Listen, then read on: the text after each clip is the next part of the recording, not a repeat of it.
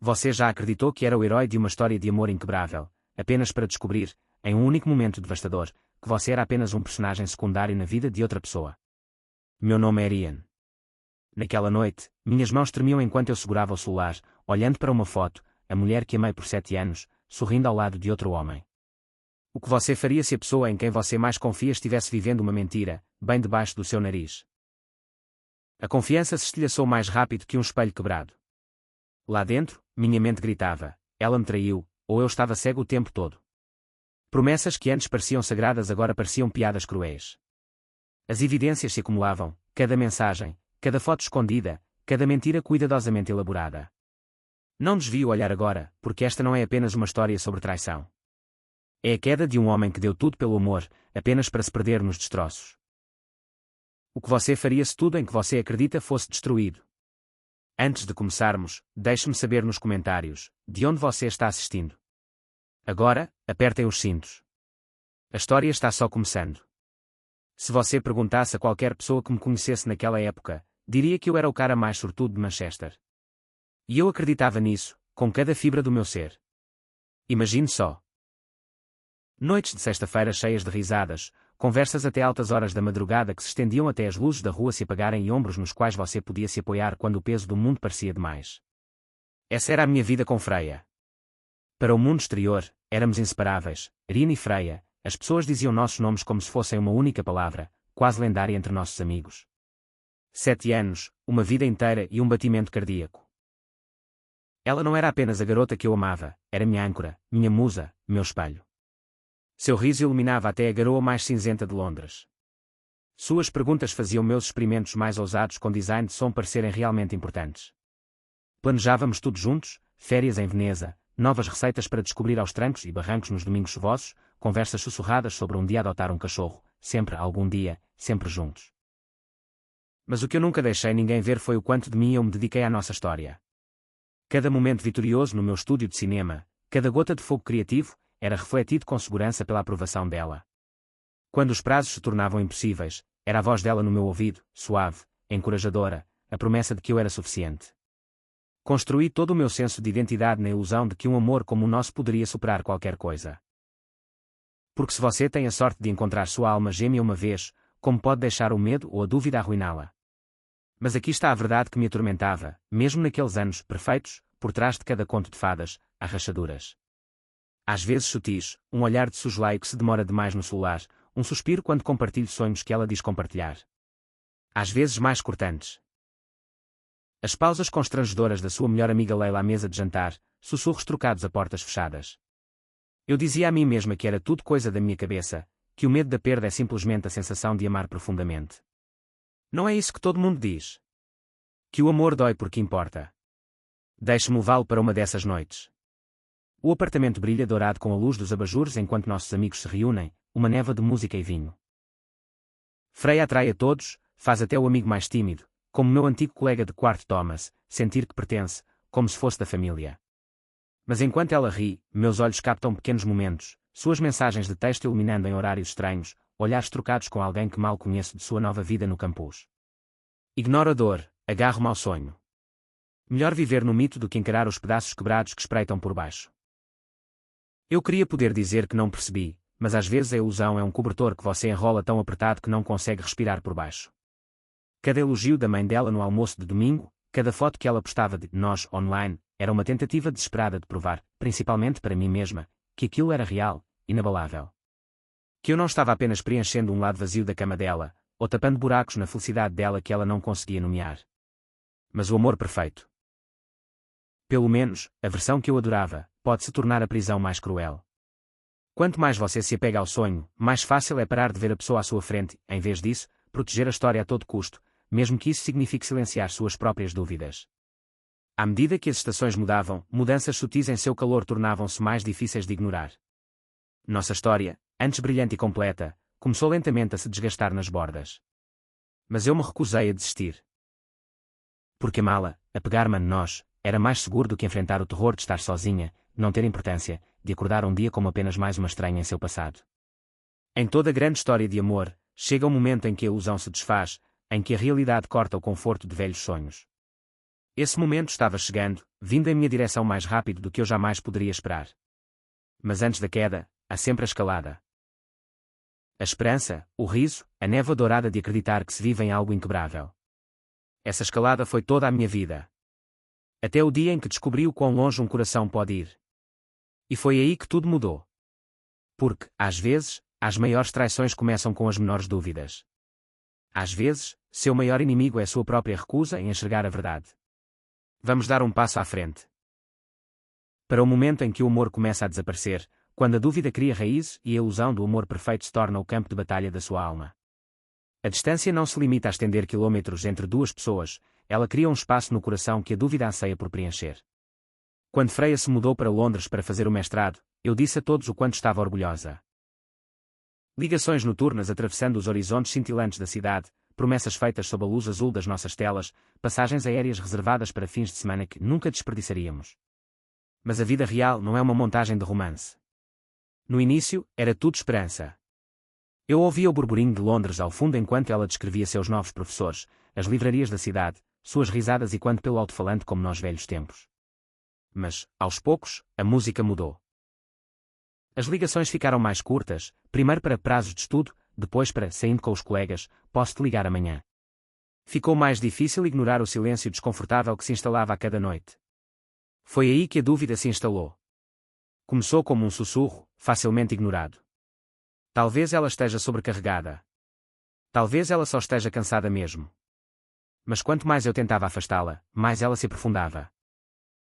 Principalmente quando sua melhor amiga, Leila, me mandou uma mensagem perguntando se eu tinha notado que Freya parecia diferente. Leila sempre via mais do que deixava transparecer, e, desta vez, parecia um aviso.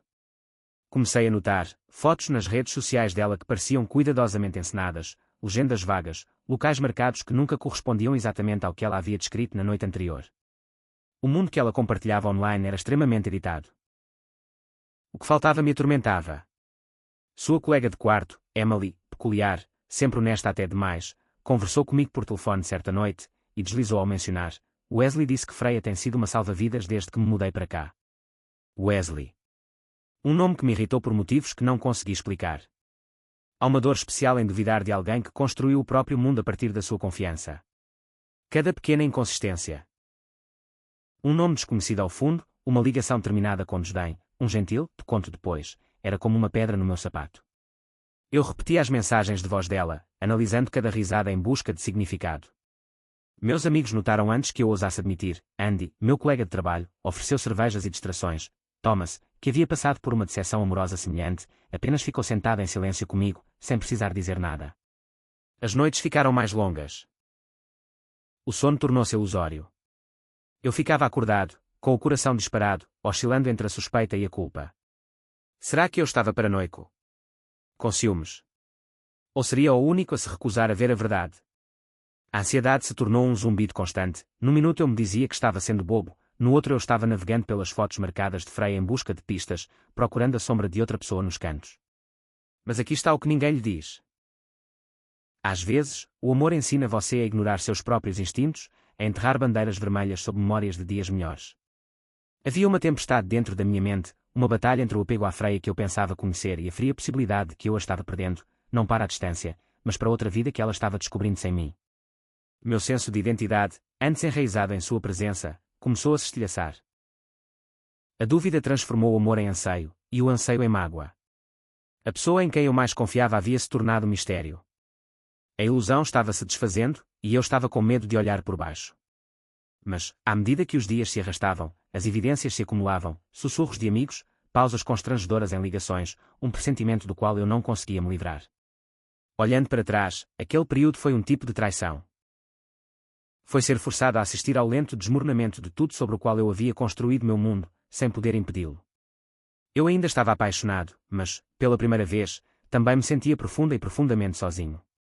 E nessa solidão, uma pergunta se formou, uma que me empurraria direto para o coração da tempestade: como você luta pelo amor quando seu coração já começou a perder a fé? Porque em seguida chega o momento que toda ilusão teme. Quando a suspeita se transforma em prova, e a verdade se recusa a ficar escondida. A negação só dura até que a evidência seja alta demais para ser ignorada. Certa noite, daquelas em que a chuva parece determinada a apagar Manchester do mapa, me vi olhando para o último post da Freia. Apenas uma selfie simples em uma aconchegante livraria londrina. Mas atrás dela, no reflexo, quase invisível, a silhueta de um homem alto. Aquela imagem me marcou, uma sombra de dúvida repentinamente projetada em perfeita luz. Meu estômago embrulhou. Aquilo não foi aleatório, pareceu intencional. Todos os meus instintos me diziam para desviar o olhar. Em vez disso, procurei respostas. Rolei pelas postagens antigas dela, cruzando as referências dos locais. Um comentário de Wesley M. sob as fotos, familiar demais, cheio de piadas internas que nunca foram minhas para entender. Procurei Leila, sua melhor amiga. Aquela que nunca mais me olhou nos olhos. Você sabe que a Freia tem passado muito tempo com o Wesley, né? Admitiu Leila por fim, tentando soar casual, mas sem sucesso. Tenho certeza de que não é nada. Suas palavras atraíram, entregando-me o veneno e esperando que eu não bebesse. Mas as piores descobertas nunca vêm de estranhos. São de pessoas que costumavam sussurrar conforto no escuro. Meu próprio colega Andy, vendo meu desânimo, sugeriu. Cara, talvez você devesse falar com ela, diretamente. Não deixe que isso te consuma. Mas, àquela altura, cada conversa parecia uma performance, eu, analisando cada palavra, procurando a mentira que rezava para que não existisse. Minha investigação se tornou desesperada. Buscas na internet tarde da noite, juntando linhas do tempo entre as postagens de Freia e as de Wesley. Uma foto, marcada em uma feira livre, correspondia ao contexto da história de Wesley naquele mesmo dia. Freia, de paletó. Sua colega de quarto, Emily, tentou-me tranquilizar, ela só anda ocupada, muito dedicada às aulas. Mas nem ela conseguia explicar as evidências crescentes. A verdade me cercava, faminta. O estilhaço final veio em uma foto de grupo que outra pessoa postou de uma festa. Lá estavam eles, Freia e Wesley, a cabeça dela no ombro dele, a legenda brilhando como uma ferida, vocês dois são adoráveis. Todo o ar abandonou meu corpo, eu não estava apenas fora da vida dela. Eu estava soterrado por ela. A dor desmascara as pessoas. Ela me mostrou o quanto do meu amor havia se tornado obsessão, como eu me apegava à esperança como um viciado. Ensaiei discursos de confronto mentalmente. Talvez eu tenha entendido mal, disse a mim mesmo. Talvez eu esteja errado. Mas eu sabia.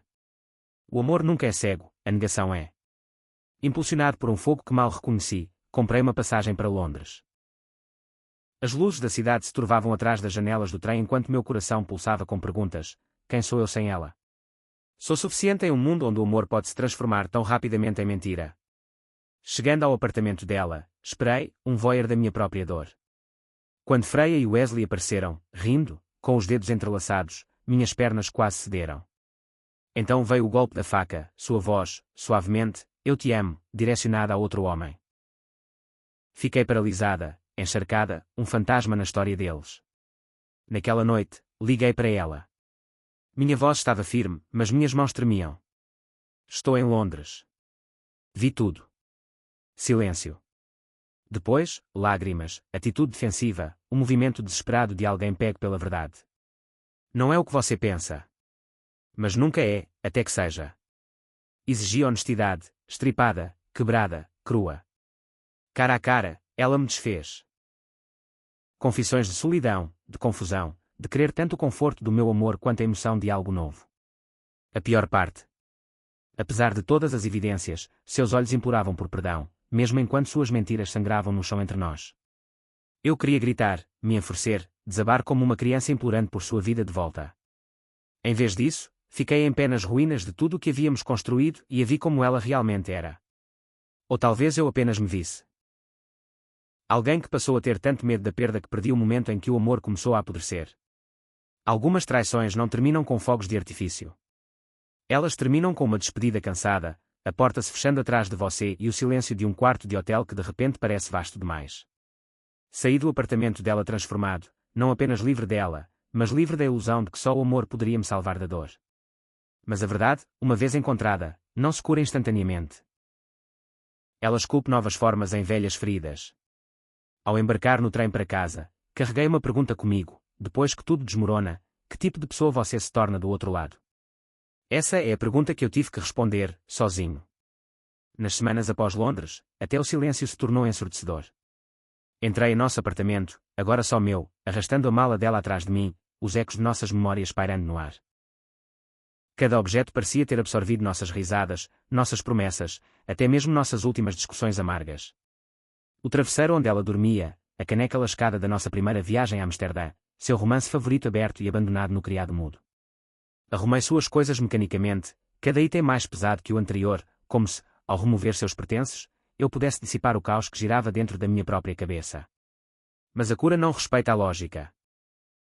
Algumas noites, eu acordava de um sonho em que a mão dela ainda estava entrelaçada na minha, meu coração disparado no escuro, só para lembrar, ela se foi, por escolha dela, não minha. Tentei desesperadamente apagar sua presença, bloqueei-a em todos os aplicativos, apaguei fotos, joguei fora todas as lembranças que cheirassem, mesmo que levemente, ao seu perfume. E, no entanto, em momentos de silêncio, a tristeza voltava sorrateiramente como um ladrão, inundando meu peito com um vazio. Eu me joguei no trabalho, passando horas intermináveis no estúdio de som, criando camadas de mundos que não me machucavam, mundos que eu podia controlar. Mas mesmo lá, as distrações piscavam, sutis pistas sonoras faziam minha mente voltar a ela, ao que eu havia perdido. Meus amigos notaram. Andy, sempre prático, começou a me mandar mensagens todas as noites, me incentivando a tomar uma bebida, assistir a um jogo, sair da minha própria cabeça. Thomas, quieto e leal, simplesmente aparecia com pizza, sem julgamentos, apenas companhia. A presença deles não resolvia nada, mas nesses pequenos atos de gentileza, eu encontrava espaço para respirar, a prova de que eu não havia desaparecido completamente. Mas a parte mais difícil era encarar as perguntas de todos. Os telefonemas preocupados da minha mãe, como está a Freia ultimamente, querida? Meu chefe, insinuando meus prazos perdidos. Até a Leila, que já foi a confidente mais próxima da Freia, mandou uma mensagem hesitante, se você quiser conversar, estou aqui. Por um tempo, menti, escondi tudo atrás de piadas e rotina. Mas a tristeza é teimosa, ela transborda pelas frestas das palavras. Tarde da noite, a verdadeira batalha começou. Eu rascunhava mensagens para Freia, mas nunca as enviava, com o polegar pairando sobre apagar. Eu oscilava entre querer conforto, exigir respostas, sentir tanta falta dela que pensei que ia enlouquecer, e saber que a única maneira de seguir em frente era manter o silêncio. Mas nem tudo foi dor. Aos poucos, eu me recuperei. Redescobri hobbies abandonados há anos, peguei meu violão antigo, participei de uma noite de microfone aberto num café local, me perdi em músicas que não me lembravam dela. Me voluntariei para um projeto de filme comunitário, conheci novos colaboradores, incluindo Mai, uma roteirista que havia sobrevivido à própria decepção amorosa e era brutalmente honesta sobre o quanto era horrível recomeçar. Em Mai, e em outras pessoas, vi a prova de que quebrado não significa acabado. E, às vezes, o universo tem seu próprio senso cruel de drama. Alguns meses após o término, Freia tentou se aproximar. Primeiro por meio de longas mensagens carregadas de desculpas que eu não conseguia ler, depois por meio de amigos em comum desesperados para mediar uma sensação de encerramento. Até Emily, sua ex-colega de quarto, me enviou uma carta, ela perdeu mais do que você imagina. Mas o que nenhum deles entendeu foi que o perdão, para mim, não era sobre dar a ela outra chance. Era sobre aprender a me sustentar, a parar de procurar a totalidade em uma velha ferida. A solidão nunca desaparece completamente, mas muda de forma, evoluindo de uma dor crua para uma espécie de força silenciosa. Comecei a falar mais honestamente com meus amigos, compartilhando não apenas os fatos, mas também a vergonha, a raiva, as coisas que eu achava que os fariam me julgar. Em vez disso, eles me ouviam, compartilhando suas próprias cicatrizes, suas próprias lições de amor e perda. Essas conversas se tornaram minha âncora, a prova de que a cura é um projeto em grupo, não um ato individual. Veja bem, todo sonho desmoronado deixa destroços, mas se você vasculhar os destroços por tempo suficiente, encontrará matéria-prima para algo mais forte, algo real. Aprendi a conviver com perguntas que nunca teriam boas respostas, a aceitar que algumas histórias terminam sem resoluções claras. E quando o nome de Freia finalmente desapareceu, transformando-se em apenas mais uma palavra, percebi que estava mudado, não mais amargo, mas com mais clareza sobre o que eu merecia, sobre o que o amor realmente significa. Eu não era o mesmo homem que se apaixonara antes pela ilusão. Eu estava mais honesto, mais inteiro, mais ereto, não apesar da minha dor, mas porque me permiti senti-la. Mas a recuperação nunca é uma linha reta. Houve recaídas, músicas que me tocaram muito de perto, lugares na cidade que evitei por meses. No entanto, a cada pequena vitória, algo novo crescia no espaço que ela havia deixado para trás. Porque quando você sobrevive à tempestade, você não aprende apenas o que o quebrou, você aprende o que nunca poderá ser quebrado novamente. E às vezes, no ato de se costurar, você descobre uma nova capacidade, de gentileza, de coragem, de uma marca de esperança que só pode ser forjada no fogo. Mas quando uma história termina, outra sempre espera para começar.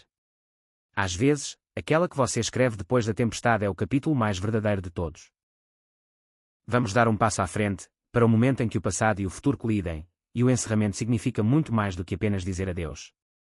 Dizem que o tempo cura todas as feridas, mas, às vezes, ele apenas nos ensina a conviver com a cicatriz. Quase um ano se passou desde Londres, quando o destino, com seu senso de tempo distorcido, trouxe Freya de volta à minha órbita. Aconteceu na festa de aniversário de um amigo em comum. Um terraço lotado em Manchester, com risadas e música acima das luzes da cidade. Eu quase pulei a festa, festas ainda eram um território complicado. Mas Thomas, sempre o apoiador silencioso, me empurrou para frente. Vai, disse ele. Você pode se surpreender com quem vai encontrar, e em quem vai se tornar. Quando a vi, Freya, parada sob as luzes de fada penduradas, conversando com Leila, senti uma estranha quietude elétrica. Ela parecia diferente. Menor, mais quieta, o mundo não mais orbitando em torno do seu sorriso. Mas não era só ela. Eu também havia mudado. Minha antiga vontade de me virar, correr ou exigir desculpas havia desaparecido. Em seu lugar, havia algo que eu nunca havia sentido antes, uma calma real e inabalável. Nossos olhares se cruzaram através da multidão. Por um segundo, o barulho desapareceu. Velhas lembranças tentaram invadir as paredes. Ouvi sua risada na minha cabeça, senti novamente a dor do seu último "eu te amo". Mas me mantive firme. Sua abordagem foi hesitante, hesitante. Oi, Ryan, disse ela, com uma voz tão suave que quase desapareceu na música. Lá estava, todas as perguntas não ditas, o peso do que tínhamos sido e do que tínhamos perdido. Meu coração se apertou, não de saudade, mas da dor de finalmente entender o que significa o encerramento. Faz um tempo, consegui dizer. Ela tentou puxar assunto, perguntando sobre o meu trabalho, mencionando vagos arrependimentos, na esperança, creio eu, de reescrever a história com um tom mais alegre. Ela se desculpou, com lágrimas brilhando nos olhos, e por um instante tentou me alcançar como nos velhos tempos. Mas, desta vez, não me assustei. Escutei. Deixei que ela falasse e deixei que a honestidade, a dor, a culpa, nos inundasse. E então, eu lhe contei a verdade, o que tínhamos importava. Mas se foi. Espero que você encontre o que procura, mesmo que não seja eu. Essa foi a coisa mais verdadeira que eu já disse. Eu não precisava mais da raiva para me proteger. Eu a havia superado, como uma árvore perde a casca morta. O resto da noite passou em fragmentos, Leila sorrindo calorosamente, Thomas me dando um leve sinal de positivo do outro lado da sala, Mai contando uma piada que me fez rir até eu quase esquecer a dor. Observei Freya se misturar à multidão. Não mais o centro do meu mundo, apenas mais uma lição gravada em meu coração. Na manhã seguinte, caminhei ao longo do canal, com a luz do sol de Manchester brilhando sobre a água. No meu bolso, encontrei uma pequena lembrança, um chaveiro antigo, uma lembrança que havia sobrevivido ao nosso relacionamento. Com um suspiro breve e decidido, joguei na correnteza, observando-o se dissipar. Minha maneira de escrever a última linha da nossa história. Encerrar não é esquecer. É ver as coisas como elas realmente são e escolher a compaixão, por si mesmo, pela pessoa que o machucou, até mesmo pela lembrança do que você perdeu. Só então você poderá abrir a porta para algo novo. Ao olhar para o futuro, percebi, a parte mais forte de mim não era o menino que acreditava no amor perfeito. Era o homem que sobreviveu à perda, que aprendeu a construir fé, não nos outros, mas no seu próprio valor. E em algum lugar no horizonte, enquanto a cidade despertava, eu entendi. Este não era o fim. Era a primeira página de algo inteiramente novo. Dizem que toda história tem um fim, mas a verdade. Algumas histórias não terminam, elas se transformam. Depois de tudo, a confiança quebrada, a ilusão despedaçada, as longas noites me ensinando a respirar novamente, minha vida não ficou menor, apenas diferente.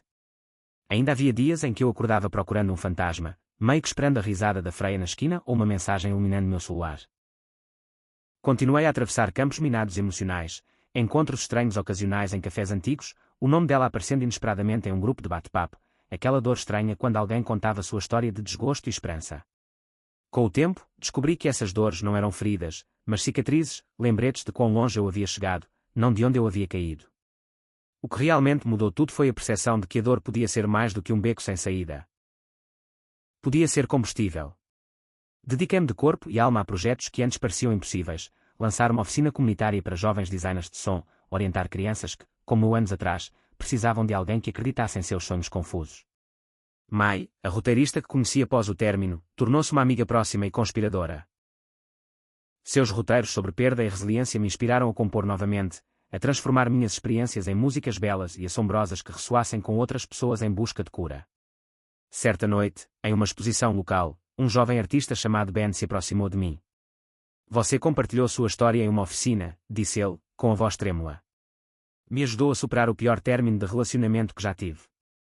Você me fez acreditar que minha vida não tinha acabado.